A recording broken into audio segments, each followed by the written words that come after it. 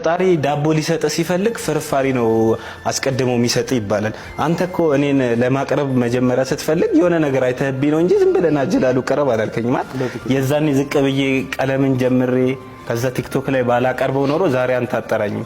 አንድም ወጣት የሚመለከት ዛሬ የሚደብረውን ነገር ዝቅ ብሎ ቢሰራ እያሻሻለው እያሳደገው ቢደርስ የሆነ ደረጃ ይደርሳል። ሰዎች አሁን የሚሸወዱት የሚጀምሩትን ነገር ይሆን ይመስላቸዋል። አሁን አስተናጋጅ ከሆነ አስተናጋጅ ሆኖ የሚቀር አስተናጋጅን እየናቀን አይደለም ሆኖ የሚቀር ነው የሚመስለውና ሰዎች ጅማሬያቸውን ነው የሚያዩት። ነገሮች ለበጎ ነው። በቃ አሁን ያለህበት ነገር ፈጣሪ አይሳሳተም። አሁን ያለንበት ነገር ላንተ የሚገባህ ነው ለኔ የሚገባኝ ነው። ግን ከዚህ በኋላ ያለውን ነገር ለመቀየር መንቀሳቀስ ነው እንጂ አሁን ለኔ አሪፍ ነው ብዬ ለሆነ ሰው ደግሞ በጣም ኑሮ የጨለመበት የሚመስለው ሰው አለ። ደሞ እንዳመለካከት ነው። እኔ አሁን የሆነ ሰዓት ሸዋ ሱፐር ማርኬት ነበር የምሰራው በ890 ብር ደሞዝ። ነገሮች ለበጎ ነው በዚህ አጋጣሚ እና ከዛ ስራ ስባረር ቀኑ ጨለመብኝ አይነት ነገር የሚባለው የዛኔ ገብቷል። 890 ብር የዛኔ በቃ ትልቅ ነገር ነው ለኔ። ግን ፈጣሪ ለዚህ ነገር እያጨኝ ነው ገብቷል። አሁን የሆነ ነገር የጨለመባቸው ሰዎች አሉ።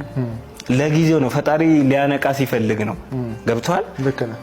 ምንድነው ሊነጋ ሲል ይጨልማል አይነት ነገር ነው። አንተ በት ማለት ነው ለበጎ ነው ብለ የሆነ ነገር መሞካከር ነው እንጂ ነገሮች ለበጎ ነው። እንደ እይታህም ነው። አሁን እኔ ከስራ የወጣው ጊዜ ተበሳጭቼ አማርሬ ጓምናን ነገር ብል ዞሮ ሱስ ውስጥ ብገባ ምናምን ራሴን ነው የምጎዳው። ማንም አይጎዳም። ግን ረጋ ብለ ነገሮች በእርግጥ በሰዓቱ እንደዛ አትልም እኮ ከባድ ችግሩ ባጋጠመ ሰዓቱ እንደዛ አትልም። ግን ካወክበት እና ምን ደግሞ ቅድም ላልከው ነገር ምንድነው ፈጣሪ መኪና ልጠይቀው ስታስብ መጀመሪያ መንጃ ፈቃድ አውጥተህ ተሰጋኝ የሚባል ነገር አለ።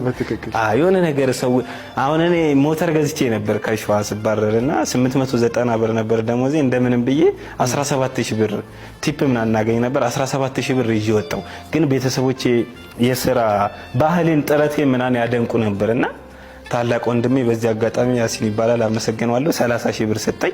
የሥራ ጥረቴን ስለሚያይ ሞተር ልገዛ ይሄ ልጅ ብሰጠው አያጠፋውም ብሩን ይመልሳል ብሎ 30000 ሰጠኝ። እናቴ 10000 አባቴ 10000 ከዛ አንድ ወንድሜ 5000 72000 ብር መጣ።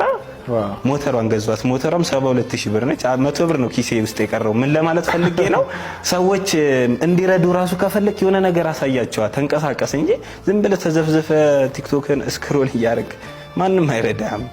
ማን ፈጣሪ ወፎችን ይመግባል፣ ግን ጎጆአቸው ድረስ